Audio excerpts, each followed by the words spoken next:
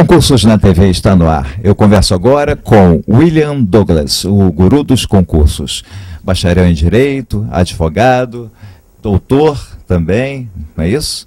E escritor, juiz federal, mais de 400 mil livros vendidos, por que não dizer 500 mil logo, né? Vamos ser otimistas e já arredondar isso. William Douglas, muito obrigado mais uma vez pela gentileza de ter vindo aqui em nossos estúdios.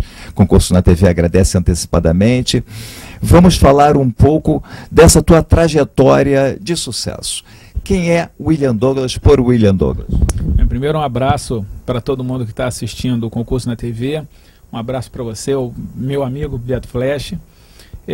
O William Douglas começou como um garoto de classe média baixa, que não sabia o que fazer, que não sabia se ia ter carro, mas que queria ter um carro, queria ter o apartamento, queria ter dinheiro para sair, para pagar o jantar para a namorada, e que tinha dúvidas sobre por onde ir. Nessa trajetória eu decidi fazer Direito.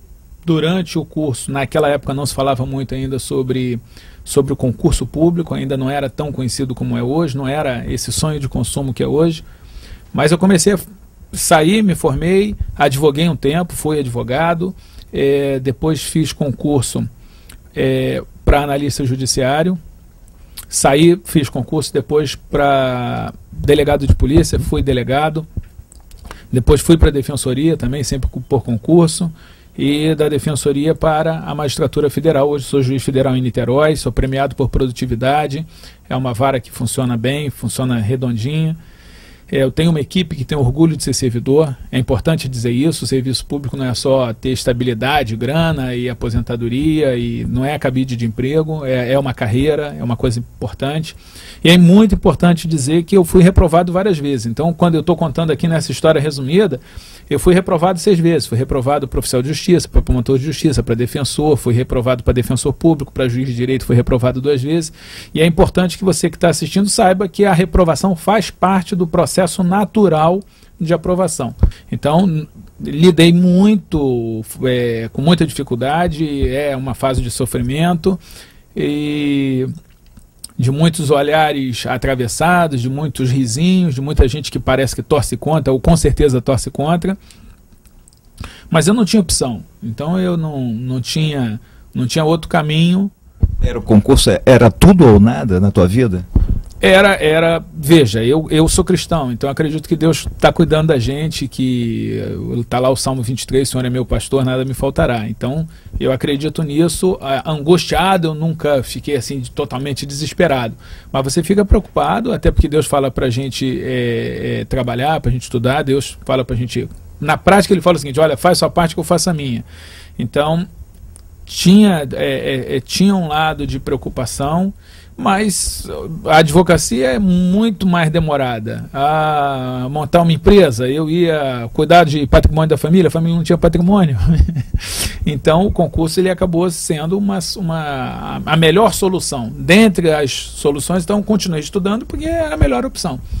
Você não chegou a virar professor? Muita gente parte logo para ser professor, né? Meu lado de professor ele começou muito antes, porque como eu disse, eu sou protestante, então eu dava aula na escola bíblica dominical. Depois, à medida que você vai sendo aprovado, eu fui aprovado em vários concursos em primeiro lugar, então isso atrai a atenção e eu comecei a dar aula. Mas é uma carreira bem paralelo, com uma história assim bem diferente da história do concurseiro, né? Você falou... Desculpe te interromper, desculpe, mil perdões. Mas também foi uma carreira com muitos insucessos, com muitas reprovações. Teve muita palestra e muita aula que o pessoal saiu insatisfeito. Então também apanhei bastante antes de chegar a um nível de razoável, né?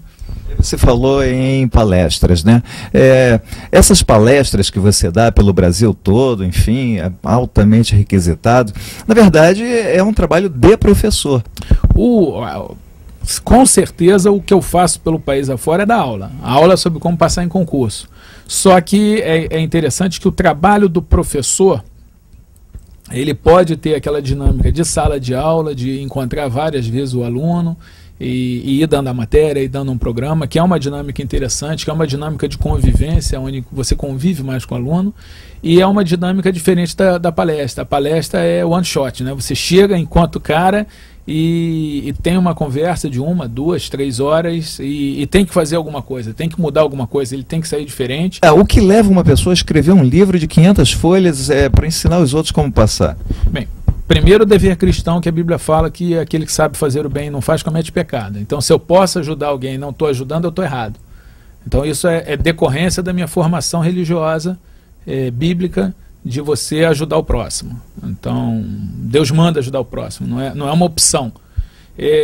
Segundo, que eu via que muita gente não passava, não porque não fosse capaz de passar, mas porque cometia erros bobos, erros estruturais, erros no processo de estudo, erro na hora de fazer prova, não sabia fazer prova, problemas emocionais, problema de administração de tempo. Então as pessoas deixavam de passar, muita gente boa, desistiam por falta de orientação, por falta de certos cuidados que eu sabia o que estava faltando. Então, até por uma questão de administração do tempo, eu falei assim, não, tudo que eu sei sobre como passar em concurso eu vou botar no livro.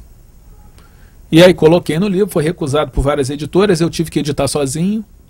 Acabou desse livro, surgiu a editora Ímpetos, e aí da editora Ímpetos foi a primeira editora que começou a fazer livro para concurso. Antigamente você tinha muita apostila, apostilão, livro mesmo de concurso. Quem começou foi a gente. Tem outras também, pessoas que estão passando essa experiência de vida em livros, né? A professora Elia Salgado escreveu como vencer a maratona do concurso público. Inclusive maratona, né? Parece que está em moda, né?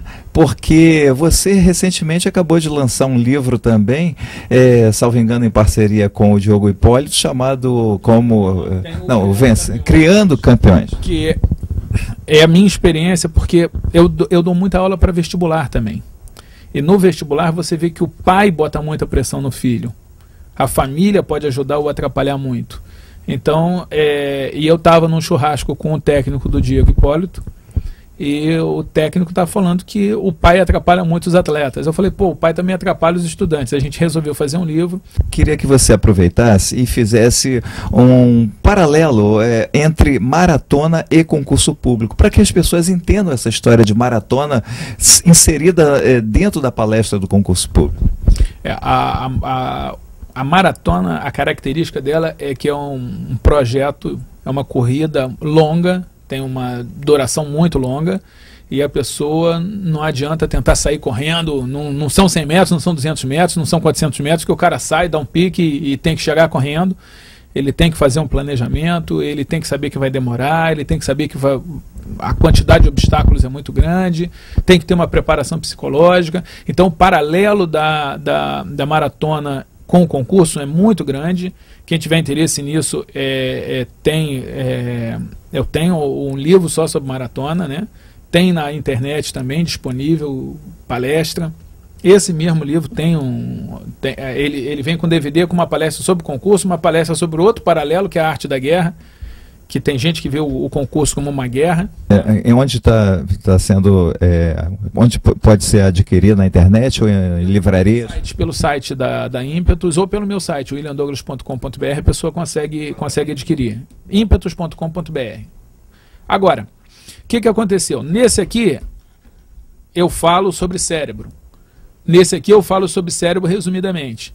Só que as pessoas têm uma demanda, falam assim, eu queria me aprofundar nessa parte de cérebro, programação de cérebro. Eu escrevi um livro para aprofundar com a professora Carmen. Eu quero me aprofundar em leitura dinâmica. Eu escrevi um livro de aprofundamento. Eu quero me aprofundar em oratória. Tem um livro de oratória. Agora, é obrigatório o cara ler? Não. Se ele quer aprofundar, bacana, legal, mas o essencial está aqui. A sabedoria judaica diz que rico, e o Sun Tzu não, o Lao Tse também diz isso. O Lao Tse fala que rico é aquele que está contente com o que tem. Então eu conheço pessoas que ganham salário mínimo e são ricas por esse conceito, estão bem, estão satisfeitas. Eu conheço cara multimilionário que não está. Parece que é uma coisa feia, né? Ser rico, né? Ter dinheiro. As pessoas acham como se fosse feio. Uma frase fantástica é o seguinte: no Brasil, sucesso é ofensa pessoal. Então, eu faço parte de outra cultura, de outra dinâmica. Eu acho que as pessoas têm que querer sucesso, têm que querer riqueza, têm que querer prosperidade, tem que buscar melhorar, amanhã está melhor. Agora, sem prejuízo de outras riquezas maiores. Então, se o cara ferra a família, ferra a saúde para ganhar dinheiro ou para passar no concurso, eu não sei, eu acho que ele está fazendo um mau negócio.